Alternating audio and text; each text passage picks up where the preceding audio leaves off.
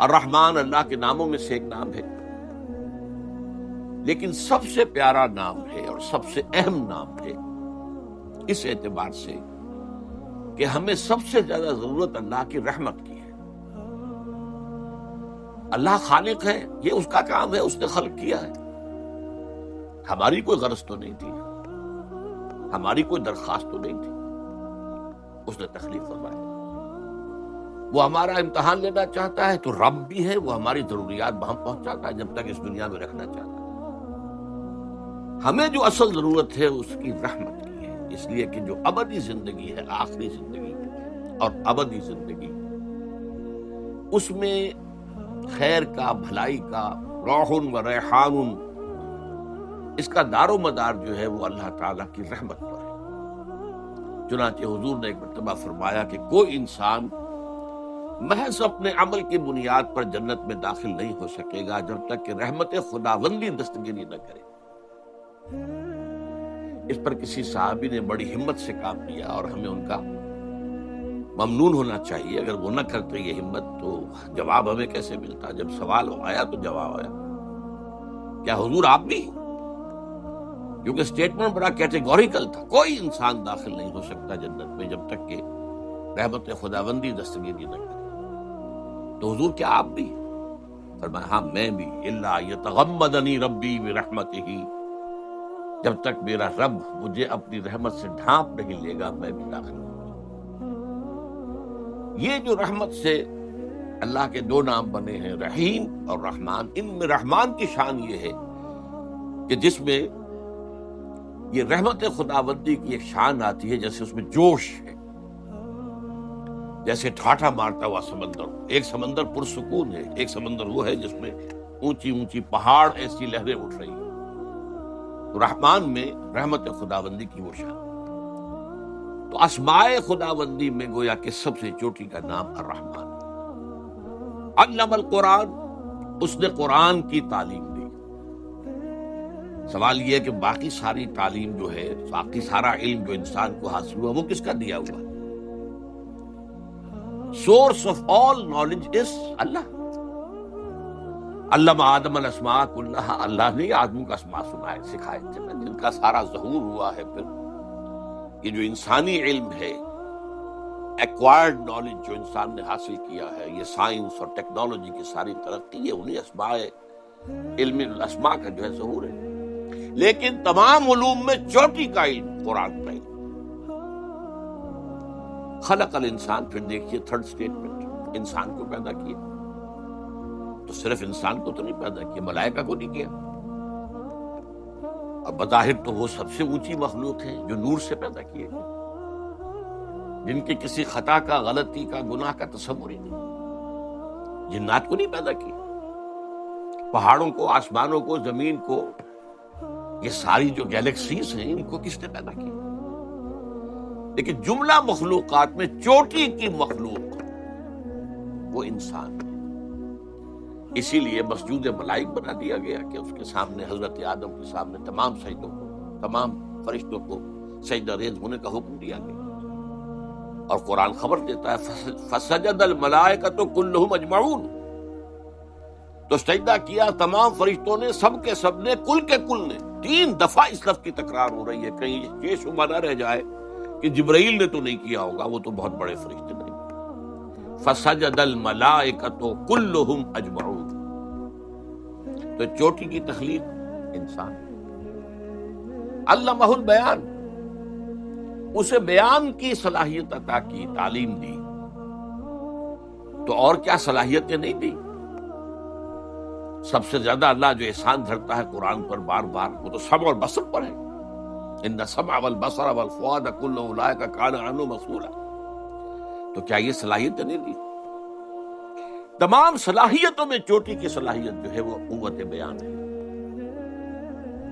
ورنہ حیوانوں میں، حیوان بھی دیکھتے ہیں، حیوانوں میں ایسے بھی ہیں جنہیں دیکھنے کے لیے روشنی کی ضرورت ہی نہیں، اندھیرے میں دیکھتے ہیں۔ تو ہم سے تو بہتر ہے ان کی بینائی، ان کی صلاحیت زیادہ ہے۔ سماعت کے معاملے میں حیوانات ہم سے بہت آگے، باقی جملہ صلاحیت ہوگی۔ اسی لیے انسان کے لیے اہل فلسفہ نے جو لفظ استعمال کیا وہ حیوان ناطق، اور حیوان عاقل بھی ہے، وہ بھی میں ابھی آپ کو بتا دوں گا۔ حیوان ناطق، گفتگو کرنے والا اور نطق سے کام لینے والا اور بیان کی صلاحیت رکھنے والا حیوان ہے انسان۔ یہ جو بیان ہے اس میں ایک تو ہوتی ہے عام بول چال، گھریلو بول چال ہوتی ہے، کھانا دے دو، پانی دے دو، یہ کر لو، وہ۔ اس سطح پر تو حیوانات میں بھی کمیونیکیشن ہوتی ہے، وہ بھی باقاعدہ ان کا ایک نظام ہوتا ہے، اور اس کے نظام کے اندر ہرڈز جو ہوتے ہیں، ان کے جو گروہ ہوتے ہیں، وہ باقاعدہ ایک نظم کے تحت ہوتے ہیں، اور ان میں کمیونیکیشن ہوتی ہے۔ حیوانات میں کمیونیکیشن ہے، لیکن اس سے اوپر کی کمیونیکیشن ایک وہ ہوتی ہے کہ کسی کے کلام کا فہم حاصل کیا جائے اور پھر اپنی بات کو بیان کیا جائے۔ یہ صلاحیت جو ہے یہ انسان میں چوٹی پر ہے، اور انسان کو جتنی صلاحیتیں دی ہیں اللہ نے، ان میں سب سے چوٹی کی صلاحیت ہے۔ ہم نے پڑھا سائنس میں، میڈیسن کی تعلیم کے دوران میں، دماغ میں کئی لیولز ہیں اس کے برین کے، ہیومن برین کے۔ جو ہائیسٹ لیول ہے اس میں پھر ایریاز ہیں۔ یہاں پر پیچھے ہے وہ ایریا جس میں کہ آنکھ جو کچھ دیکھتی ہے، یہاں سے تو صرف تصویر بنتی ہے، انٹرپریٹ یہاں ہوتا ہے کہ یہ کیا دیکھا تم نے، اس کا مطلب کیا ہے۔ تو آنکھ نے، کیمرے نے تو تصویر جو ہے وہ پیچھے بھیج دی اللہ سے، لیکن یہ کہ دماغ کے مختلف ایریاز ہیں جو پھر ان کو انٹرپریٹ کرتے ہیں، اس سے نتیجہ اخذ کرتے ہیں۔ تو سب سے بڑے سینٹرز جو ہیں وہ سپیچ سینٹر کہلاتے ہیں۔ سپیچ، بیان، تقریر، اور اس کے دو حصے ہیں، سینسری اور موٹر۔ ایک حصہ وہ ہے کہ کسی کے کلام کو جو آپ تک پہنچا ہو آپ سمجھ سکیں، اس کی گہرائی میں اتر سکیں، جس کے لیے پھر لفظ تعویل آتا ہے۔ نہ صرف یہ کہ تفسیر، بلکہ تعویل۔ تفسیر میں کیا ہوتا ہے؟ مختلف الفاظ کے معنی یہ ہے، یہ گرامر یہ ہے، یہ وہ ہے، یہ تفسیر ہے۔ اور اس کا اصل مفہوم یہ ہے، اس کو اس کے اصل مفہوم کی طرف لوٹا دینے کی صلاحیت، یہ تعویل کہلاتا ہے۔ تو دوسروں کے کلام کا فہم اور اس کی تعویل، یہ ایک حصہ ہے اسی ایک صلاحیت کا۔ اور پھر اپنا کلام اور جو کچھ ذہن میں آیا ہے اس کو مرتب اور بہت صحیح انداز میں مجتمع کر کے اس کو بیان کرنا، یہ اس کا موٹر پارٹ ہے۔ یہ دونوں جو چیزیں ہیں یہ انسانی صلاحیتوں میں ٹاپ کی ہیں۔ اب دیکھیے یہ جو چار چیزیں آئیں، ان میں نے صرف ابھی تک بیان کیا ہے کہ ان کے انتخاب کی بنیاد کیا ہے کہ اپنے اپنے میدان میں یہ چاروں چیزیں ٹاپ کی۔ لیکن ایک بار سے غور کیجئے تو یہ چار چیزیں اور چار آیتیں ہیں، لیکن جملے تین ہیں۔ الرحمن علم القرآن ایک جملہ ہے، خلق الانسان مکمل جملہ ہے، علمہ البیان مکمل جملہ ہے۔ ان تین جملے کے حوالے سے آپ نے میٹرک میں بھی پھر اور بھی سطح پر پڑھا ہوگا، ریشو پروپورشن میتھمیٹکس کے اندر، ارتھمیٹک کے اندر پڑھا ہم نے، نسبت و تناسب کا قاعدہ۔ تین ویلیوز دی ہیں، چوتھی تلاش کرو۔ اب یہ تین ویلیوز آ گئی، الرحمن علم القرآن ایک، خلق الانسان دو، علمہ البیان تین، چوتھی ویلیو جو ہے در حقیقت جو اس کلام کا اصل ماحصل ہے، جو اس کی اصل تعویل ہے، وہ ہے جو ہماری پہلی حدیث ہے آج کے ہمارے اس درس حدیث میں، عن عثمان ابن عفان۔ اب یہاں دیکھیے ذرا اس میں ترتیب، وہ ردم جو ہے وہ بھی برقرار ہے ناموں کے اعتبار سے بھی، الرحمن علم القرآن، خلق الانسان، علمہ البیان، عن عثمان ابن عفان رضی اللہ تعالی عنہ قال قال رسول اللہ صلی اللہ علیہ وسلم خیرکم من تعلم القرآن وعلمہ۔ تم میں سے بہترین لوگ وہ ہیں جو قرآن سیکھتے ہیں اور سکھاتے ہیں، یا تم میں سے بہترین لوگ وہ ہیں جنہوں نے قرآن سیکھا اور سکھایا۔ یعنی ویسے تو یہ ماضی کا صیغہ ہے، لیکن اس کو ہم جنرلائز کر کے، پہلا ترجمہ میں نے جنرلائز کر کے کیا، تم میں سے بہترین لوگ وہ ہیں جو قرآن سیکھتے اور سکھاتے ہیں۔ اب دیکھیے وہ جو چار چیزیں ہمارے سامنے آئی تھیں، چوٹی کا علم قرآن، چوٹی کی انسانی صلاحیت بیان، اس چوٹی کی صلاحیت کا استعمال چوٹی کے علم کے لیے ہونا چاہیے، یہ اس کا منطقی تقاضا ہے۔ یہ بیان میں نے جیسا کہ عرض کیا، جو اللہ نے انسان کو صلاحیت دی ہے، یہ گھریلو بھی ہے، گفتگو کرتے ہیں آپ آپس میں، ہاں وہ تو حیوانات کے اندر بھی موجود ہے پوری طریقے سے، لیکن وہ جو اصل چوٹی کی بات ہے کہ انسان کسی کے کلام کو سمجھے، اس کی تہ میں اترے، اس کی تعویل کرے، صحیح مفہوم تک رسائی حاصل کرے اور پھر اس کو بیان کرے، یہ چیز جو ہے اس کا سب سے بڑا مصرف ہونا چاہیے، جو سب سے بڑا علم ہے قرآن کا۔ تعلمہ یہ وہی ہے سینسری پارٹ آف علم آف کلام، اسپیچ کا سمجھنا، علم حاصل کرنا۔ تم میں سے بہترین لوگ وہ ہیں جو قرآن سیکھے اور سکھائیں، قرآن سمجھے اور سمجھائیں، قرآن پڑھے اور پڑھائیں، قرآن کا علم حاصل کرے اور آگے پھیلائیں۔ یہ ہے ہماری پہلی حدیث، اور یہ چونکہ بہت مشہور حدیث ہے، آپ میں سے اکثر حضرات کو زبانی یاد ہوگی، لیکن یہ ہے کہ اس کو میں نے سر عنوان اسی لیے بنایا ہے کہ وہ جو الرحمن علم القرآن خلق الانسان علمہ البیان، ان کا جو منطقی اور عقلی نتیجہ ہے وہ ہے در حقیقت جو اس حدیث میں سامنے آیا۔ اس میں ایک نکتہ صرف اور عربی گرامر کے اعتبار سے، کہ عربی زبان میں ایڈجیکٹیوز کے لیے، صفات کے لیے 3 درجے نہیں ہیں جو فارسی میں ہے، مثلا انگریزی میں ہے گڈ، بیٹر، بیسٹ۔ فارسی میں کہیں بہتر، بہترین، بد، بدتر، بدترین، 3 لیولز ہو گئے۔ عربی میں صرف یہی ہے، اگر خیر کے آگے من لگ جائے تو وہ کمپیریٹیو ہو جائے گا۔ انا خیر من ہو، ابلیس نے کہا تھا میں اس آدم سے بہتر ہوں، تو من لگ گیا، وہاں بہتر کریں گے ترجمہ، بہترین نہیں کریں گے۔ لیکن اگر خیر کا لفظ براہ راست جو ہے مضاف کے طور پر جوڑ دیا جائے تو یہ پھر سپرلیٹو ڈگری ہے، یہ بہترین۔ اور یہ جیسے میں نے چاہا کہ اچھی طرح سمجھ لیا جائے، گہرائی میں اتر کر حضور کیا فرما رہے ہیں۔ خیرکم، تم میں سے بہترین لوگ وہ ہیں من تعلم القرآن وعلمہ، جنہوں نے قرآن سیکھا اور سکھایا، سمجھا اور سمجھایا، پڑھا اور پڑھایا، اس کا علم حاصل کیا، تعلم اور اسے بیان کیا، یہ تعلیم۔ اب آئیے دوسری حدیث، یہ مسلم شریف کی ہے۔ میں نے ترتیب یہی رکھی ہے کہ پہلے احادیث جو ہیں وہ صحیحین کی یا جو متفق علیہ ہیں، پہلے ان کو سامنے لائیں۔ دوسری حدیث جو ہے یہ بھی بخاری شریف کی ہے، اور عبداللہ ابن عمرو بن العاص رضی اللہ تعالی عنہما اس کے راوی ہیں۔ حضور کے الفاظ ہیں بلغوا عنی ولو آیتن، پہنچاؤ میری جانب سے خواہ ایک ہی آیت۔ بعض حضرات کے نزدیک اس سے مراد جو ہے وہ ایک آیت ہے، چاہے وہ آیت جو ہے وہ کلام مفید جسے کہتے ہیں عربی گرامر میں، جس سے کوئی مفہوم پوری طرح واضح ہو جائے، چاہے وہ نہ ہو، جملہ مکمل نہ ہو۔ جیسے آپ کو معلوم الرحمن، اب یہ آیت تو ہے لیکن اب اس سے بات تو سمجھ میں نہیں آ رہی کہ الرحمن سے کیا کہنا مقصود ہے، اس کے بارے میں کیا اطلاع دینی مقصود ہے، کچھ نہیں آ رہا، تو یہ کلام مفید تو نہیں۔ والعصر، تو اگرچہ یہ اس کو کہتے ہیں مرکب ناقص، کہ یہ مرکب تو ہے، جار مجرور والعصر، لیکن یہ کہ والعصر یہ قسم کس چیز پر کھائی جا رہی ہے یہ معلوم نہ ہو تو یہ کلام مفید نہیں ہوگا۔ ہاں والعصر ان الانسان لفی خسر، اب یہ کلام مفید ہو گیا۔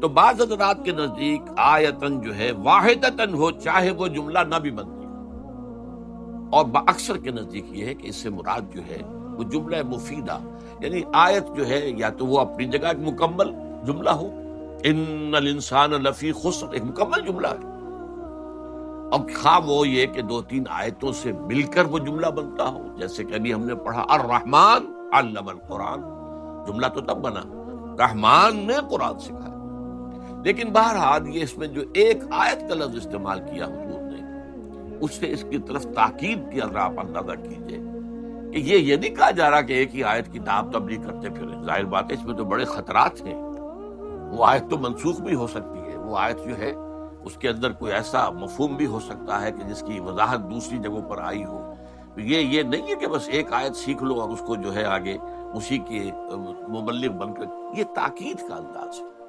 خواہ ایک ہی آیت، یہ اس تاکید کے لیے، ایمفیسس کے لیے ایک ہی آیت بھی ہو، بس مثلا یہ کہ ایک صورت ایسی ہو سکتی ہے جیسے سورۃ العصر، وہ اتنی جامع ہے جس کے بارے میں امام شافعی یہ کہتے ہیں کہ لو لم ينزل من القرآن سواها لکفت الناس، اگر قرآن میں سے سوائے اس ایک سورت کے اور کچھ نازل نہ ہوتا تب بھی لوگوں کی ہدایت کے لیے کافی تھی.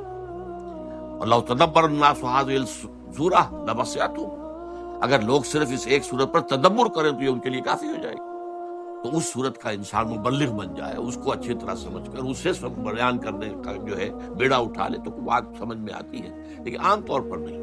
یہ انداز ہے تاکید کا، بلغوا عنی ولو آیۃ. دوسرا اس میں جو لفظ بہت اہم ہے وہ ان کا ہے، انی. اسی لیے میں اس کا ترجمہ کرتا ہوں میری جانب سے، on my behalf. اس کی وجہ کیا ہے کہ حضور کی بعثت ہے پوری نوع انسانی تک. آپ صرف عربوں کے لیے تو نہیں بھیجے گئے تھے. اسی لیے آپ نے خطبہ حجۃ الوداع میں جو 1.25 لاکھ کا مجمع تھا اس سے گواہی لے لی، الا هل بلغت، اور جواب میں لے کے اس پورے مجمع نے کہا انا نشهد انک قد بلغت الرسالۃ وادیت الامانۃ ونصحت الامۃ وکشفت الغمۃ. 3 دفعہ یہ سوال جواب، اس کے بعد انگلی اٹھائی آسمان کی طرف 3 دفعہ، اور پھر اشارہ لوگوں کی طرف، اللہم اشہد، اے اللہ تو بھی گواہ رہے، میں نے پہنچا دیا. اب آخری جملہ کیا تھا؟ فَلْيُبَلِّغِ الشَّاهِدُ الْغَائِبَ. اب لازم ہے ان پر جو یہاں ہیں کہ پہنچائیں ان کو جو یہاں نہیں. اور جو یہاں نہیں ہیں اتنے بلیغ الفاظ ہیں، اس میں جو لوگ اس وقت دنیا میں موجود تھے اور وہاں نہیں تھے وہ بھی سب شامل ہو گئے، چاہے وہ چین میں آباد ہوں، چاہے وہ روس میں آباد ہوں، چاہے وہ امریکہ میں ہوں، چاہے وہ کہیں بھی ہو. تمہارے ذمے ہے اب ان تک پہنچانا. اور قیامت تک آنے والے انسان بھی شامل ہو گئے، کیونکہ آپ کی رسالت جو ہے وہ تو قیامت تک جاری ہے، اور پوری نوع انسانی کے لیے آپ پھر رسول بنا کر بھیجیں گے. تو بلغوا عنی، میری آن مائی بہاف، میری جانب سے پہنچاؤ. یعنی میرا کوئی امتی اگر یہ کام کر رہا ہے تو وہ گویا کہ میرے فرض منصبی کی ادائیگی میں میری مدد کر رہا ہے. یہ جو لفظ آتا ہے قرآن میں، یا ایھا الذین آمنوا کونوا انصار اللہ کما قال عیسی ابن مریم للحواریین من انصاری اللہ. تو مدد کرنا، اور یہ سورہ اعراف کی آیت میں بھی آیا ہے فالذین آمنوا بہ وعزروہ ونصروہ. ہمارے اس رسول کی جو مدد کرے، تو یہ مدد ہے. آپ کا مشن ہے تمام انسانوں تک قرآن کا پہنچا دینا. جو اس میں حصہ لے رہا ہے وہ گویا کہ آپ کا اس معلوم میں مددگار ہے، معاون ہے، آپ کا ساتھی ہے، آپ کا رفیق ہے. بلغوا عنی ولو آیۃ. اب آئیے تیسری حدیث جو ہے، یہ ہے مسلم شریف سے، اور حضرت ابو ہریرہ رضی اللہ تعالیٰ عنہ اس کے راوی ہیں. حضور نے فرمایا من سلک طریقا یلتمس بہ علما سہل اللہ بہ طریقا الی الجنہ. جس شخص نے بھی کوئی سفر اختیار کیا تاکہ علم حاصل کرے تو اللہ تعالیٰ اس کے طفیل اس کے لیے جنت کا ایک راستہ آسان کر دے. یعنی آدمی جو ہے، پچھلے زمانے میں تو آپ کو معلوم ہے کوئی کالجز اور یونیورسٹیز تو تھی نہیں. معلوم ہوا کہ فلاں جگہ بصرہ شہر میں کوئی بہت بڑے عالم ہے قرآن کے، اب ایک شخص ہے 2 میل کا سفر طے کر کے وہاں جا رہا ہے. یا فلاں جگہ پر دمشق میں کوئی صحابی ابھی ہیں جو کوئی حدیث روایت کرتے ہیں براہ راست. ہم تک تو روایت وہ آئی ہے 2-3 لنکس کے ساتھ، براہ راست جو ہے وہ اس کو سننے کے لیے لمبا سفر کیا وہاں گئے. تو یہ سفر کیا کرتے تھے لوگ، اور آپ اپنے بڑے بزرگوں کے حالات میں یہی پڑھتے ہیں. پہلے وہاں گئے، وہاں سے علم حاصل کیا، پھر وہاں سے وہاں گئے، وہاں علم حاصل کیا، پھر وہاں سے وہاں گئے. اس لیے کہ سینٹرز آف ایکسلنس جو ہے وہ مختلف جگہوں پر تھے. کہیں پر کوئی بہت بڑا محدث بیٹھا ہوا ہے، تو کہیں پر کوئی بڑا مفسر بیٹھا ہوا ہے، کہیں پر کوئی فلسفی بیٹھا ہوا ہے، کوئی علم کلام کا ماہر بیٹھا ہوا ہے، کوئی علم الرجال کا ماہر کہیں بیٹھا ہوا ہے. تو مختلف جگہوں سے جا کر جو ہے وہ تحصیل علم کرتے تھے. تو من سلک طریقا یلتمس بہ علما فیہ علما. اب یہاں پر جو اگلی 2 آیتیں ہم پڑھ چکے، 2 حدیثیں، علم کا مفہوم معین ہو جانا چاہیے کہ یہاں پر مراد علم قرآن، اصل علم. اس لیے کہ اسی حدیث میں جو ہم پڑھ رہے ہیں یہ بات واضح ہو جائے گی. سہل اللہ بہ طریقا الی الجنہ. اب سنیے، نقشہ کھینچا ہے وَمَجْتَمَعَ قَوْمٌ فِي بَيْتٍ مِّن بُيُوتِ اللَّهِ يَتْلُونَ كِتَابَ اللَّهِ وَيَتَدَارَسُونَهُ بَيْنَهُمْ. الا نزلت علیہم السکینۃ وغشیتہم الرحمۃ وحفتہم الملائکۃ وذکرہم اللہ فی من عنده، اور نہیں جمع ہوتے کچھ لوگ اللہ کے گھروں میں سے کسی گھر میں اللہ کی کتاب کی تلاوت کے لیے اور اس کو باہم ایک دوسرے سے سمجھنے کے لیے، مگر یہ کہ اللہ ان کے اوپر نازل فرما دیتا ہے سکینت، اور رحمت ان کو ڈھانپ لیتی ہے، اور فرشتے ان کے گرد گھیرا ڈال لیتے ہیں، اور اللہ تعالیٰ ان کا ذکر کرتا ہے ملائکہ میں فی من عندہ، اس کے جو پاس ہے، ملائکہ مقربین، ملائکہ بھی عام نہیں جو اس کے پاس ہے، ملائکہ مقربین ملائے اعلیٰ، فخر کے ساتھ کہتا دیکھو میرے بندے، تم نے کہا تھا نا کہ یہ انسان اس کو تو پیدا کر رہا ہے تو فساد مچائے گا، ٹھیک ہے تمہاری اس بات بھی غلط نہیں ہے، لیکن دیکھو میرے وہ بندے بھی تو ہیں نا انہی میں سے، وہ بنی آدمی، کوئی اور غرض تو ان کی نہیں ہے، کوئی اور مطلب نہیں ہے ان کا، کوئی اور مقصود نہیں ہے، کسی اور مفاد دنیا کے لیے جمع نہیں ہوئے ہیں۔ اور یہاں میرے گھروں میں سے کسی گھر میں سے مراد اول تو ہوگا مساجد، لیکن یہ کہ علماء کا اس پر تقریباً اجماع ہے کہ اس سے مراد کوئی بھی جگہ ہو سکتی ہے، سب گھر اللہ کے ہیں، کسی بھی جگہ پر جہاں پر آدمی اس کے لیے جمع ہو کہ یتلون کتاب اللہ ہے، اللہ کی کتابت کی تلاوت، وَيَتَدَارَسُونَهُ بَيْنَهُمْ۔ اب اس میں ذرا فرق ہے، ہمارے ہاں جو درس ہوتا ہے اس کے اندر یک طرفہ معاملہ چل رہا ہوتا ہے، مدرس جو ہے بیان کر رہا ہے اور سامع جو ہے وہ سن رہے ہیں، ایک ہوتا ہے مذاکرہ آپس میں جمع ہو گیا جس کو کہ اسٹڈی سرکل کا عنوان دیا جاتا ہے۔ چنانچہ میں نے جب لاہور منتقل ہوا ہوں جب 1965 میں، تو پہلے میں نے جو حلقے قائم کیے ان کے لیے نام درس عنوان کا نہیں رکھا تھا، بلکہ حلقہ ہائے مطالعہ قرآن، قرآنک اسٹڈی سرکلز۔ تو اس کے اندر یہ ہے کہ ایک دوسرے سے بات کو سمجھنا اور سمجھانا، تدارس باب تفاعل کے اندر آ گیا یہ، اس میں مشارکت ہوتی ہے، لوگوں کی سب کی شرکت ہوتی ہے، اور یہی بہترین طریقہ ہوتا ہے سیکھنے اور سکھانے کا، اگرچہ حالات کے تقاضے کے تحت جو ہے وہ ہمارا مونولوگ کے انداز میں ایک آدمی کی گفتگو کے ذریعے سے بھی بہرحال بات پھیلتی ہے۔ تو فرمایا کہ نہیں جمع ہوتے میرے گھروں میں سے کسی گھر میں میرے کچھ بندے میری کتاب پڑھنے اور آپس میں ایک دوسرے کے سمجھنے اور سمجھانے کے لیے، مگر یہ کہ ان پر سکینت نازل ہوتی ہے، یہ قلب مطمئنہ، سکینت، سکون، غشیتہم الرحمہ، اور رحمت ان کو ڈھانپ لیتی ہے، وحفتہم الملائکہ، اور فرشتے ان کے گرد گھیرا ڈال لیتے ہیں، وذکرہم اللہ فی من عندہ، اور اللہ ذکر کرتا ہے ان کا ان لوگوں، ان میں، ان کے سامنے جو اس کے پاس ہے، اپنے فرشتوں کے سامنے اللہ تعالیٰ ذکر فرماتا ہے۔ آپ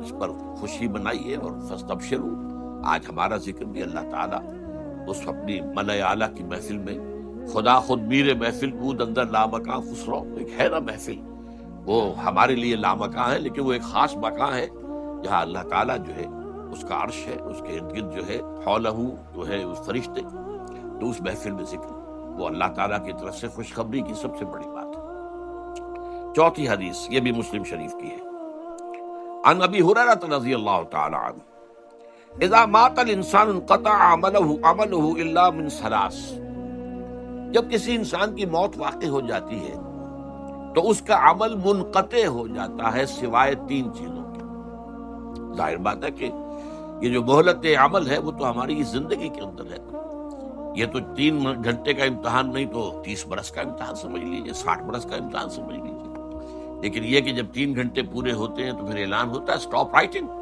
وقت ختم ہو گیا، تو موت کے ساتھ وقت ختم ہو گیا، لیکن اس کے بعد بھی ان 3 چیزوں کے اعتبار سے انسان کے لیے اجر و ثواب کا جو کھاتا ہے کھلا رہتا ہے۔ من ثلاث، صدقۃ جاریۃ، کچھ صدقہ جاریہ ہو، کوئی ایسا کام کیا ہے لوگوں کی بہبود کے لیے۔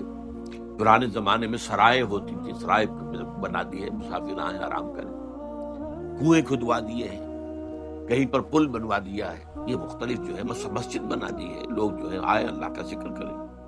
علم ينتفع به، نمبر 2 وہ علم کے جس کے ذریعے سے نفع حاصل کیا جا رہا ہو، یعنی اس نے اپنی زندگی میں جو علم پھیلایا تھا اب وہ علم تو آگے پھیلے گا، اس کے شاگرد آگے پھیلائیں گے، ان کے شاگرد اس سے آگے پھیلائیں گے، جہاں تک یہ سلسلہ جاری رہے گا۔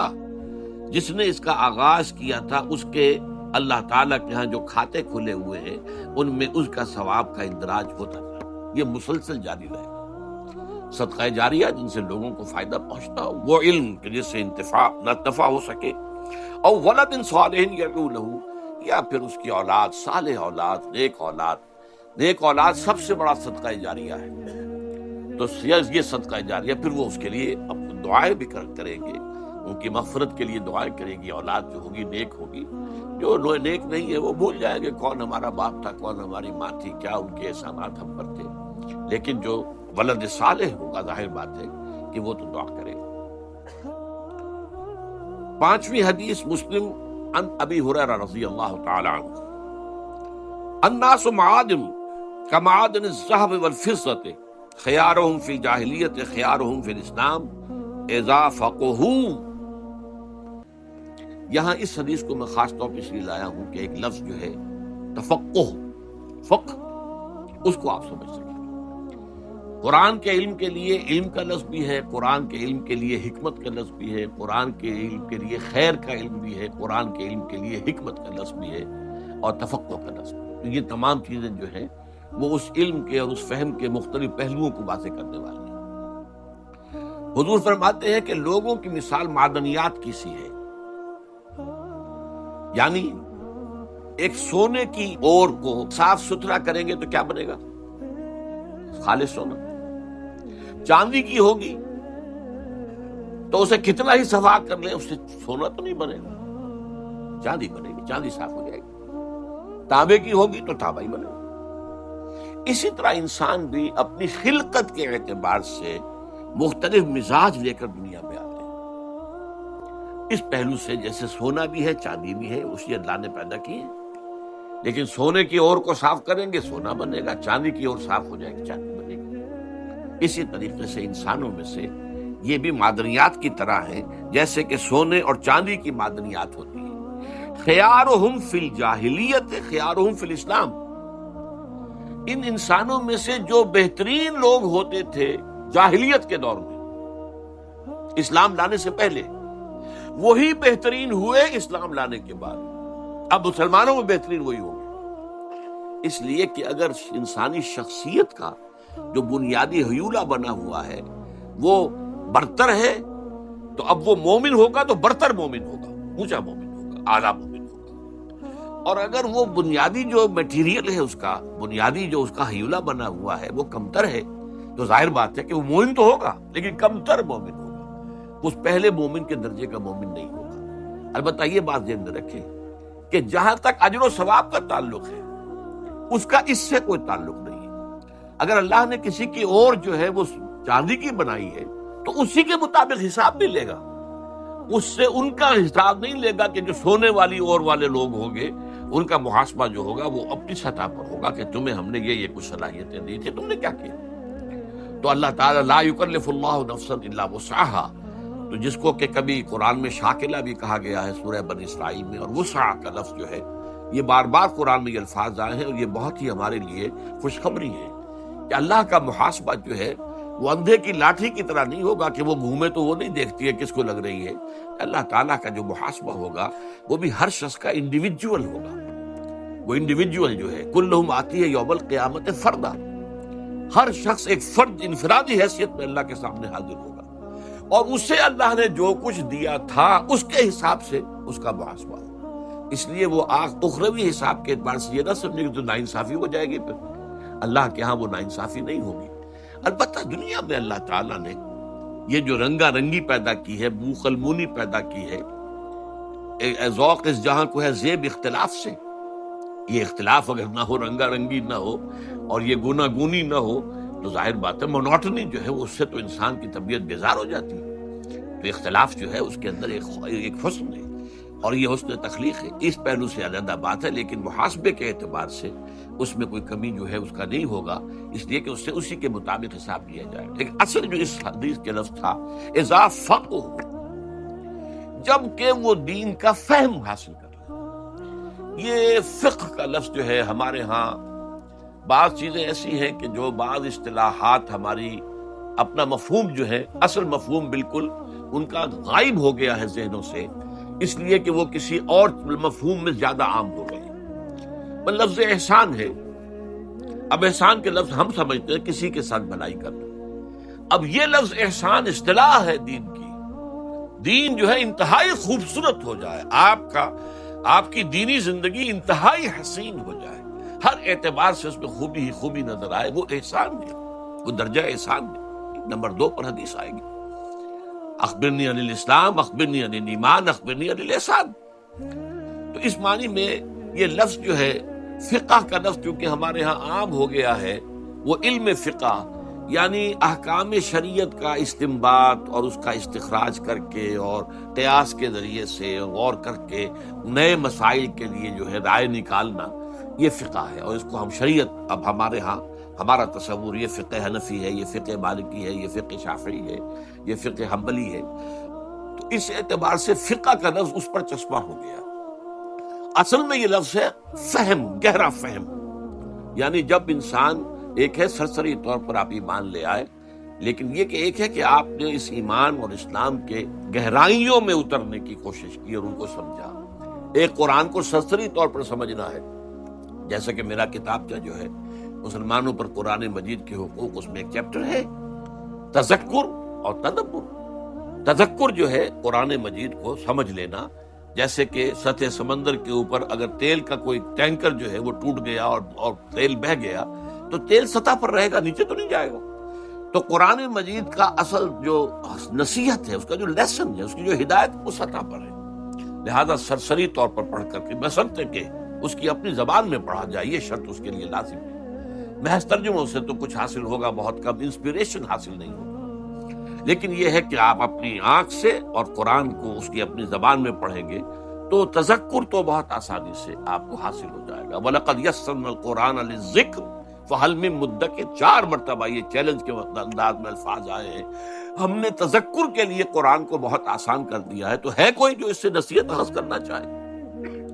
تدبر قرآن جو ہے وہ گہرائی میں اترنا ہے. قرآن میں ہو غوطہ زن اے مرد مسلمان، اس کی بڑی کڑی شرائط ہے. وہ تو پوری زندگی انسان اس کے اندر بسر کرتا ہے.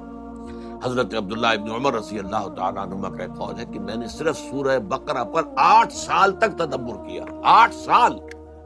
حالانکہ انہیں کوئی صرف و نحو پڑھنے کی ضرورت تو نہیں تھی، عربی زبان ان کی اپنی زبان تھی. جس ماحول میں قرآن نازل ہوا اسی کا ایک پارٹ اینڈ پارسل وہ بھی تھے. کوئی انہیں شان نزول کی روایات کی تلاش کی ضرورت نہیں تھی. تو تدبر جو ہے اس کا کچھ اور تقاضا. تفقہ وہ در حقیقت اصل گہرائی والی بات ہے. اذا فقہوا، یہی لفظ ایک اور حدیث میں آ رہا ہے. اب یہ متفق علیہ روایت ہے، بخاری و مسلم رحمہم اللہ، عن معاویہ رضی اللہ تعالی عنہ. حضرت معاویہ، ان سے یہ روایت ہے، حضور فرماتے ہیں من یرید اللہ بہ خیرا یفقہہ فی الدین وانما انا قاسم واللہ یعطی.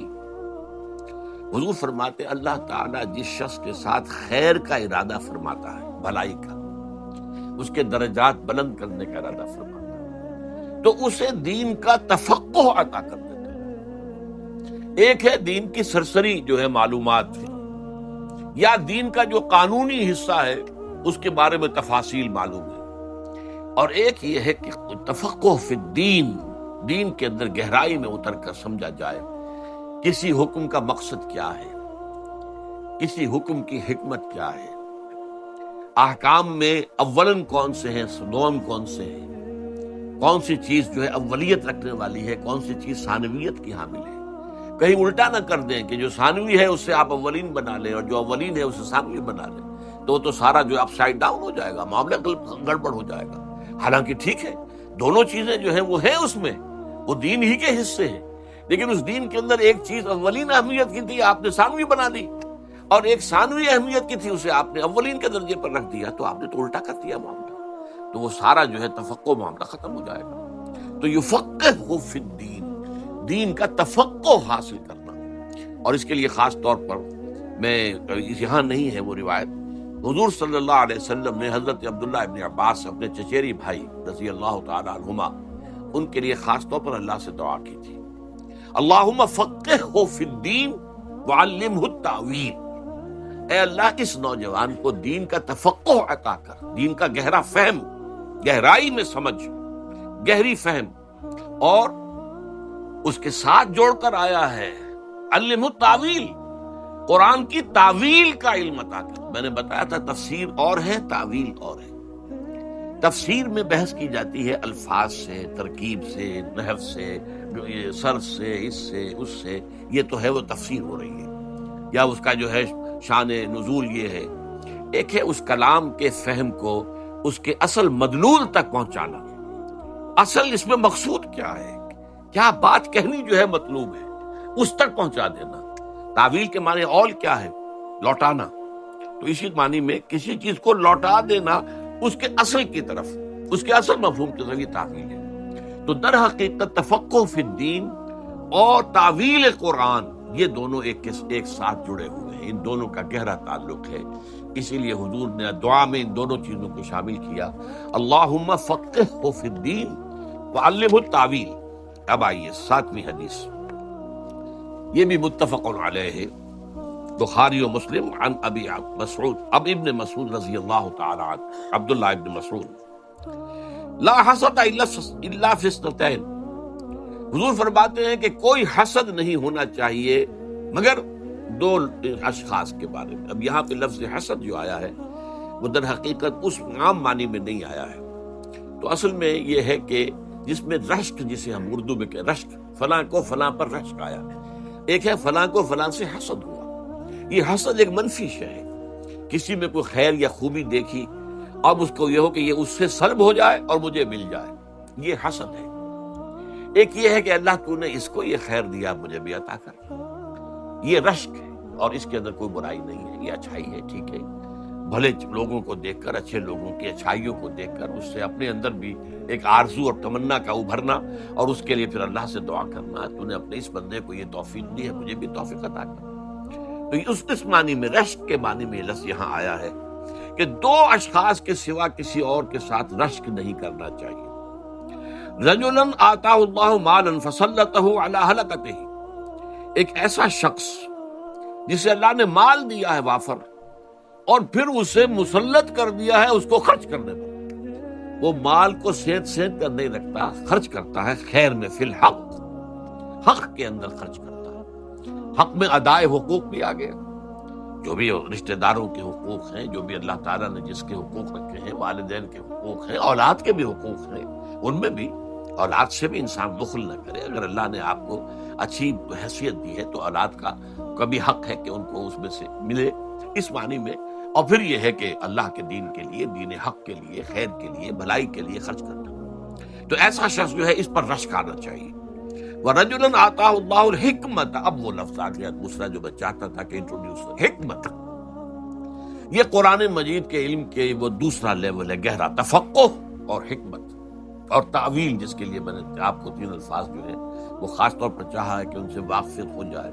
تو یہاں پر اللہ، جس شخص کو اللہ نے حکمت عطا کی ہو، فَهُوَ يَقْضِي بِهَا وَيُعَلِّمُهَا، تو وہ اسی کے ذریعے سے، اسی کی بنیاد پر فیصلے بھی کرتا ہو اور اسی پر عمل کرتا، اور اسی کو پھیلاتا بھی ہو، سکھاتا بھی ہو، دوسروں کو تعلیم بھی دیتا ہو۔ اللہ تعالیٰ اللہم ربنا اجعلنا منہم۔ ایک حدیث جو ہے، اب یہ جو بقیہ احادیث ہیں یہ بخاری اور مسلم سے نچلے درجے کے جو مجموعے ہیں، دوسرے درجے کی کتابیں حدیث کی مجموعے جو ہیں ان میں سے ہیں۔ دارمی، طبرانی، خطیب، عن الحسن مرسلا، حسن بصری رحمۃ اللہ علیہ، یہ تابعین میں سے ہے، اور یہ روایت کر رہے ہیں حضور سے، تو اسے کہتے ہیں روایت مرسل، حالانکہ کسی صحابی سے سنا ہوگا، صحابی کا نام نہیں لیا ہے، لیکن یہ حدیث جو ہے وہ بڑی پیاری ہے۔ من جاءہ الموت وہو یطلب العلم، جس شخص کو موت آئے اس حال میں کہ وہ علم کے حصول میں لگا ہوا تھا، لیکن مقصد کیا تھا؟ لیحیی بہ الاسلام، تاکہ وہ اس کے ذریعے سے اسلام کو زندہ کرے، یہ مقصد ہونا چاہیے۔ تعلیم و تعلم قرآن کا بھی مقصد یہ ہو کہ اسلام کو زندہ کرنا ہے۔ ظاہر بات ہے کہ اسلام تو مرا نہیں ہے، زندہ ہے، ہماری نسبت اس سے مر گئی ہے، ہم اس کے ساتھ صحیح معنی میں متعلق نہیں ہیں، جڑے ہوئے نہیں ہیں، اور پورا معاشرہ ہمارا اس کے ساتھ جڑا ہوا نہیں ہے۔ اسلام کی یہاں پر حکومت نہیں ہے، اسلام کا نظام نہیں ہے، اس نسبت کو دوبارہ زندہ کرنا جو تھی کبھی خلافت راشدہ میں، اس کو دوبارہ زندہ کرنا، یہ مقصد ہو علم کے حصول کا، تعلیم و تعلم قرآن کا، یہ صرف جو ہے کہ اکیڈمک ایکسرسائز بن کر نہ رہ جائے کہ بس یہ علم کی تحصیل برائے تحصیل علم، یہ نہیں، علم برائے علم نہیں، زندگی برائے زندگی نہیں، بلکہ زندگی کسی مقصد کے لیے، نصب العلم کے لیے، علم کسی مقصد کے لیے، اور وہ علم ہے کس لیے؟ لیحیی بہ الاسلام۔ اس مقصد کے تحت ایک شخص علم کے طلب میں لگا ہوا ہے، ابھی وہ فارغ نہیں ہوا ہے، ابھی اسی کام میں لگا ہوا ہے وہ کہ موت آ گئی، لیکن اس کا نتیجہ کیا ہے کہ درجہ اس کا کیا ہوگا اللہ کے ہاں؟ فَبَيْنَهُ وَبَيْنَ النَّبِيِّينَ دَرَجَةٌ وَاحِدَةٌ فِي الْجَنَّةِ، تو اس کے اور نبیوں کے درمیان جنت میں صرف ایک درجے کا فرق ہوگا۔ یہ ہے بلندی اس کام کے لیے۔ ویسے تو یہ کہ یہ ساری چیزیں ان الفاظ میں بھی آ گئی ہیں، خیرکم من تعلم القرآن وعلمہ، لیکن اس خیر کا معاملہ جو ہے کس کس پہلو سے اس میں بہتری کے معاملات ہیں، کیا اس کا ظہور جو ہے ہوگا انسان کے حق میں، اس کے لیے یہ ہے کہ یہ حدیثیں جو ہیں یہ ہمارے لیے مزید روشنی فراہم کرتی ہیں کہ اس کے اور ان لوگ اور نبیوں کے درمیان ایک درجے کا فرق رہ جائے گا۔ اب 3 حدیثیں ایسی آ رہی ہیں، اس میں پہلے مفہوم بیان کر دوں اس لیے کہ وقت محدود ہو گیا ہے۔ اس میں اصل میں ایک ریشیو پروپورشن کا معاملہ آیا ہے۔ عام تصور ہمارا یہ ہے کہ نیکی کا معاملہ ہوگا تو نوافل زیادہ ہو جائیں گے، اذکار ہوں گے، یہ ہوں گے، بیٹھے ہوئے تسبیح کریں گے، فلاں کریں گے، یہ۔ اور ایک تصور یہ ہے کہ اپنا وقت لگایا جائے اللہ کے دین کے علم کو حاصل کرنے اور پھیلانے میں۔ پہلی چیز کا رہے گا ہمیشہ ذہنوں کے اندر، ہمارے ذہنوں میں بھی جو تصور بیٹھ گیا ہے، صدیوں کا تعامل ہے، یہ کوئی 2-4 برس کی بات نہیں ہے کہ اصل دین، اصل نیکی، اصل جو ہے روحانیت تو ان چیزوں میں۔ لیکن حضور جو فرما رہے ہیں کہ تمہاری جو یہ ہے نسبت و تناسب کا جو فہم جو ہے درست ہو جانا چاہیے۔ یہ پہلی روایت ہے احمد، ترمذی، ابو داود، ابن ماجہ، دارمی، ان حضرت علی ابو درداء رضی اللہ تعالیٰ عنہ جو فقراء صحابہ میں سے، من سلک طریقا یطلب فیہ علما سلک اللہ بہ طریقا من طرق الجنہ، یہ تو ہم پہلے بھی پڑھ چکے ہیں۔ جو شخص کوئی چلا کسی راستے پر سفر اس نے اختیار کیا علم کے حصول کے لیے، اللہ تعالیٰ اس کے ذریعے سے اس کے لیے جنت کا راستہ آسان کر دیتا ہے، کھول دیتا ہے۔ وَإِنَّ الْمَلَائِكَةَ تَضَعُ أَجْنِحَتَهَا رِضًا لِطَالِبِ الْعِلْمِ، فرشتے اپنے پر بازو پھیلاتے ہیں، نیچے کرتے ہیں، عزت کرتے ہوئے، رضن لطالب العلم، علم کے طالب کے لیے، یہ اس کا مقام ہے طالب علم کا۔ وَإِنَّ الْعَالِمَ يَسْتَغْفِرُ لَهُ مَنْ فِي السَّمَاوَاتِ وَمَنْ فِي الْأَرْضِ، اور عالم کے لیے استغفار کرتے رہتے ہیں وہ سب کے جو آسمانوں میں اور زمین میں ہیں۔ لیکن عالم کا وہی تصور رکھیے، لیحیی بہ الاسلام۔ عالم کا تصور یہ کہ اس میں سب سے چوٹی پر علم قرآن، اور قرآن کا بھی صرف علم جو ہے وہ شریعت والا علم نہیں، بلکہ اس میں جو تفقہ اور حکمت اور گہرائی، اس کو وہ ساری چیزیں سامنے رہیں، تب پھر ان حدیث کا مطلب سمجھ میں آئے گا۔ تو یہاں تک کہ حتی الحیتان فی جوف الماء، یہاں تک کہ پانی کے اندر جو مچھلیاں ہیں وہ بھی استغفار کرتی ہیں۔ وَإِنَّ فَضْلَ الْعَالِمِ عَلَى الْعَابِدِ كَفَضْلِ الْقَمَرِ لَيْلَةَ الْبَدْرِ عَلَى سَائِرِ الْكَوَاكِبِ، اور جان لو فضیلت ایک عالم کی عابد پر، ایک عابد ہے، عبادت گزار ہے، رات بھر کھڑا ہو کر نماز پڑھ رہا ہے، اور وہ جو ہے دن بھر روزہ رکھ رہا ہے، ہمیشہ رکھ رہا ہے، یا آخری درجہ جس کی اجازت ہے کہ ایک دن روزہ رکھو اور ایک دن ناغہ کرو، یہاں تک پہنچ گیا ہے۔ لیکن یہ ہے کہ ایک ہے عالم، وَإِنَّ فَضْلَ الْعَالِمِ عَلَى الْعَابِدِ كَفَضْلِ الْقَمَرِ لَيْلَةَ الْبَدْرِ عَلَى سَائِرِ الْكَوَاكِبِ، تو 14ویں کے چاند کو جو فضیلت ہے بقیہ تمام ستاروں پر، وہ فضیلت ہے عالم کو عابد پر۔ وَإِنَّ الْعُلَمَاءَ وَرَثَةُ الْأَنْبِيَاءِ، اور علماء جو ہیں وہ تو نبیوں کے وارث ہیں۔ وَإِنَّ الْأَنْبِيَاءَ لَمْ يُوَرِّثُوا دِينًا وَلَا دِينَارًا دِرْهَمًا وَإِنَّمَا وَرَّثُوا عِلْمًا فَمَنْ أَخَذَهُ أَخَذَ بِحَظٍّ وَافِرٍ، اور نبیوں نے کوئی بھی دولت نہیں چھوڑی درہم و دینار وراثت میں۔ یہ کیوں کہا جا رہا ہے؟ نبیوں کے وارثوں کو بھی یہ سمجھ لینا چاہیے کہ کوئی شے وراثت میں نہیں چھوڑنی۔ مال جمع کرنا، وہ شخص تجارت کر رہا ہے، ٹھیک ہے، وہ مال جمع کیا اس نے، تم دین کا کام کر رہے تھے، دین سکھا رہے تھے، اور تم نے مال جمع کیا، اس کا کیا مطلب؟ تمہارا مطلوب دنیا تھی. جب اگر ورثۃ الانبیاء ہونے کا فخر حاصل کرنا چاہتے ہو تو پھر اس پر پورے اترو کہ کوئی وراثت تمہاری نہیں ہونی چاہیے، کوئی جائیداد مت بناؤ، کوئی دولت اکٹھی مت کرو. ان العلماء ورثۃ الانبیاء وان الانبیاء لم یورثوا دینارا ولا درہما وانما ورثوا علما. انہوں نے علم جو ہے وراثت میں چھوڑا. تو جو کچھ جو لیتا ہے اس کو، اس علم کو، اور اس کو حظ وافر، تو اس کا جو ہے اللہ تعالیٰ کے ہاں پھر اس کے لیے بہت ثواب ہے. اللہ تعالیٰ ہمیں ان میں سے کرے. دوسری حدیث ترمذی عن ابی امامۃ البہلی رضی اللہ تعالی عنہ، حضور فرماتے ہیں، ذرا نوٹ کیجئے، فضل العالم علی العابد کفضلی علی ادناکم. عالم کی فضیلت عابد پر اتنی ہی ہے جتنی میری فضیلت ہے تم میں سے ادنا ترین پر. اب ادنا یہاں مراد جو ہے صحابی ادنا مراد ہے، عام مسلمان ادنا نہیں، صحابی. ادنا کم، اب کم میں ظاہر بات ہے کون ہے، وہ خاطب صحابہ ہے. فضل العالم علی العابد کفضلی علی ادناکم. عابد کے اوپر عالم کی فضیلت ایسی ہے جیسے میری فضیلت ہے تم میں سے کسی کم ترین پر، جو صحابہ میں سب سے کم درجے کے صحابی. وَإِنَّ اللَّهَ وَمَلَائِكَتَهُ وَأَهْلُ السَّمَاوَاتِ وَالْأَرْضِ حَتَّى النَّمْلَةُ فِي جُحْرِهَا وَحَتَّى الْحُوتُ لَا يُصَلُّونَ عَلَى مُعَلِّمِ النَّاسِ الْخَيْرَ.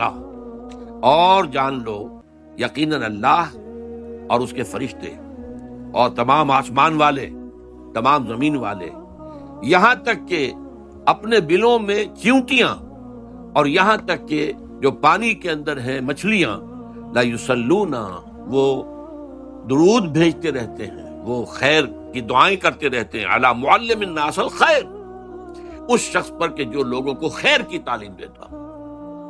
اب یہاں الخیر کا لفظ قرآن کے لیے آیا ہے، سب سے بہترین شے. اور یہ بات جو ہے قرآن مجید میں سورہ یونس کی 2 آیتوں کے حوالے سے پوری طرح ذہن نشین ہو جانی چاہیے. یا ایھا الناس قد جاءتکم موعظۃ من ربکم وشفاء لما فی الصدور وہدی ورحمۃ للمؤمنین قل بفضل اللہ وبرحمتہ فبذلک فلیفرحوا ھو خیر مما یجمعون. جان لو کہ یہ قرآن جو ہے اس کا نزول اللہ کے فضل اور اس کی رحمت کا سب سے بڑا منظر ہے. الرحمن علم القرآن. اور یہ بھی جان لو کہ اس پر خوشیاں مناؤ کہ اللہ نے تمہیں قرآن عطا کیا ہے. یہ ان تمام چیزوں سے زیادہ قیمتی ہے جو تم جمع کرتے ہو، جو یہ جمع کرتے ہیں، یعنی وہی جس کا ابھی آیا ہے، وہ جمع کریں گے تو وراثت بنے گی، اگلوں کو منتقل ہوگا. دنیا میں جو چیزیں بھی جمع کی جاتی ہیں ان تمام چیزوں میں سب سے زیادہ قیمتی شے جو ہے وہ قرآن. دارمی میں اس سے روایت ہے حضرت حسن سے، پھر وہی حسن بصری رحمۃ اللہ علیہ مراد ہے مرسلن. سئل رسول اللہ عن رجلین، سوال کیا گیا اللہ کے رسول سے 2 اشخاص کے بارے میں، کانا فی بنی اسرائیل، وہ دونوں بنی اسرائیل میں سے تھے. احدہما کانا عالما، ایک ان میں سے عالم تھا، یصلی المکتوبۃ، وہ صرف فرض نماز پڑھتا تھا، ثم یجلس فیعلم الناس الخیر، اور پھر وہ بیٹھ جاتا تھا اور لوگوں کو خیر کی تعلیم دیتا تھا. پھر یہاں وہ لفظ خیر آ گیا، مراد قرآن، سب سے بڑا خیر قرآن، ہوا خیر مما یجمعون. والآخر، اور دوسرا وہ تھا جو یصوم النہار، ہمیشہ روزہ رکھتا تھا، ویقوم اللیل، پوری رات کھڑا رہتا تھا نماز میں. ایہما افضل، اے نبی یہ بتائیے ان میں سے افضل کون ہے؟ قال رسول اللہ صلی اللہ علیہ وسلم، فرمایا حضور نے صلی اللہ علیہ وسلم، فضل ھذا العالم الذی یصلی المکتوبۃ ثم یجلس فیعلم الناس الخیر، اس شخص کی فضیلت کہ جو صرف فرض نماز پڑھ کر اور پھر وہ لگاتا ہو اپنا وقت، بیٹھ جاتا ہو اور لوگوں کو خیر کی تعلیم دیتا ہو، علی العابد الذی یصوم النہار ویصلی اللیل، اس عبادت گزار پر جو ہمیشہ روزہ رکھتا ہو اور وہ رات بھر کھڑا رہتا ہو، کا فضلی علی ادناکم، فضیلت وہی ہے جو میری فضیلت ہے تم میں سے کسی کم ترین. یہ 3 احادیث اس اعتبار سے بہت اہم ہے کہ ہمارا جو نسبت و تناسب کا معاملہ ہے، ہمارے اندر جو ہے وہ سینس پیدا ہونا چاہیے، سینس آف پروپورشن. وہ جو چیزیں ہمارے ہاں بالکل الٹ گئی ہیں، ان تصورات کو توڑنا آسان کام نہیں ہے، لیکن یہ کہ بہرحال ان احادیث نبویہ کے حوالے سے ہمیں اپنا وہ جو ہے ویلیو سٹرکچر جو ہے، جو اس کو تصحیح اس کی کر لینی چاہیے، اس کو اور ان احادیث کو تازہ کرتے رہنا چاہیے۔ اور جو لوگ اس کام میں خاص طور پر لگے ہوئے ہوں انہیں سب سے زیادہ ضرورت ہے کہ ان احادیث جو ہے ان کو اپنے مستحضر رکھیں، تاکہ انہیں ایک انشراح جو ہے وہ مسلسل حاصل ہوتا رہے کہ جو کام ہم کر رہے ہیں وہ صحیح راستہ ہے، اور اسی راستے کی طرف اللہ اس کے رسول نے رہنمائی کی ہے۔ اب آخری حدیث ہے ایک برعکس کیفیت کے لیے۔ اسی علم کا حصول دنیا کمانے کے لیے بھی ہوتا ہے، پیشہ ورانہ حصول ہو رہا ہے دنیا کمانے کے لیے، اور بدقسمتی سے ہمارے ہاں دین بھی اب ایک پیشہ بن گیا ہے، اور عام طور پر دینی تعلیم عام طور پر اللہ ماشاءاللہ وہ اسی اعتبار سے ہوتی ہے کہ اس سے ایک بہرحال ایک ذریعہ معاش جو ہے وہ بھی حاصل ہو جائے گا، مسجدوں میں خطابت ہوگی، امامت ہوگی وغیرہ وغیرہ۔ تو یہ چیز اب نوٹ کر لیجئے کہ اس علم کے، جیسے کہ اس سے پہلے حدیث آئی ہے وَهُوَ يَطْلُبُ الْعِلْمَ لِيُحْيِيَ بِهِ الْإِسْلَامَ، علم حاصل کر رہا ہو وہ اسلام کو زندہ کرنے، احیاء دین کے لیے، احیاء اسلام کے لیے، تجدید دین کے لیے، دین کو تازہ کر دینے کے لیے، اقامت دین کے لیے، دین کو قائم کر دینے کے لیے۔ اس کے برعکس من طلب العلم، جس شخص نے علم حاصل کیا، طلب کیا، لِيُجَارِيَ بِهِ الْعُلَمَاءَ، تاکہ وہ ہم نشین بن جائے علماء کا۔ اب علماء بیٹھے ہوتے ہیں تو آپس میں گفتگو کر رہے ہوتے ہیں تو ان کی اصطلاحات اور ہوتی ہیں، عام آدمی بیٹھا ہوا ان کی بات وہ آپس میں جب گفتگو کر رہے نہیں سمجھتے، لیکن وہ اصطلاحات جو گاڑی مذہبی دینی اصطلاحات استعمال کرتے ہیں۔ تو میں بھی علماء کی مجلس میں بیٹھنے کے قابل ہو جاؤں، میں بھی تاکہ بیٹھوں اور وہی اصطلاحات جو ہیں ان کو سمجھوں بھی اور ان کے اندر میں گفتگو کر سکوں۔ وَلِيُمَارِيَ بِهِ السُّفَهَاءَ، یا روب گانٹھے بے وقوفوں پر، جو بے علم ہیں یا جو لوگ جاہل ہیں یا کم علم ہیں، ان کے اوپر جو ہے وہ اپنا ایک ان کے ساتھ بحث و تبحیث کرنے کا اپنا روب گانٹھے اپنے علم کا اور سکہ جمائے۔ او یصرف بہ وجوہ الناس الیہ، یا اس علم کے ذریعے سے لوگوں کی توجہ اپنی طرف منعطف کرا لے، اپنی لیڈری، اپنی چودراہٹ، اپنی سیادت، اپنی قیادت، اس کی طرف لوگوں کو متوجہ کرے اس علم کے ذریعے سے۔ ادخلہ اللہ النار، ایسے شخص کو اللہ تعالیٰ یقیناً آگ میں داخل کرے گا۔ تو یہ وارننگ، یعنی باقی ساری حدیثیں جو ہے وہ جہاں اس فضیلت کا ذکر سامنے آیا ہے اور اس کے ضمن میں مختلف اصطلاحات جو آپ کے سامنے آئی ہیں ان کو سمجھنا، لیکن یہ کہ یہ وارننگ والی جو ہے آخری حدیث، یہ اس اعتبار سے کہ جو نیت ہے وہ صحیح ہونی چاہیے، اس لیے کہ اکثر محدثین نے اپنے جو مجموعے مرتب کیے ان میں سب سے پہلے وہی حدیث لائے کہ جو حضرت عمر رضی اللہ تعالیٰ عنہ سے مروی ہے نیت کے بارے میں، انما الاعمال بالنیات، اعمال کا دار و مدار نیتوں پر ہے۔ نیکی کا کام کوئی بڑے سے بڑا ہو، نیت خراب ہے تو اللہ کے ہاں اس کا کوئی وزن نہیں، بلکہ وہ اللہ تعالیٰ کے ہاں شرک میں بھی شمار ہو سکتا ہے۔ جس نے دکھاوے کے لیے من صلی یرائی فقط اشرکا، ومن صام یرائی فقط اشرکا، ومن تصدق یرائی فقط اشرکا، جس نے دکھاوے کے لیے نماز پڑھی اس نے شرک کیا، جس نے دکھاوے کے لیے روزہ رکھا اس نے شرک کیا، جس نے دکھاوے کے لیے صدقہ خیرات کیا اس نے شرک کیا۔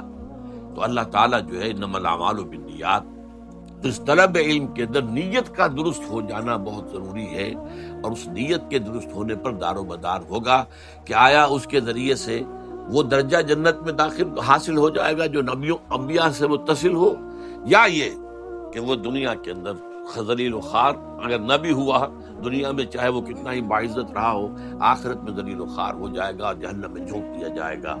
اللہ تعالی ہمیں ان تمام احادیث کی جو برکت ہے اور ان کے اندر جو ہمارے لیے سبق ہے اور ہمارے لیے رہنمائی ہے، ان سے بھرپور استفادے کی توفیق عطا فرمائے۔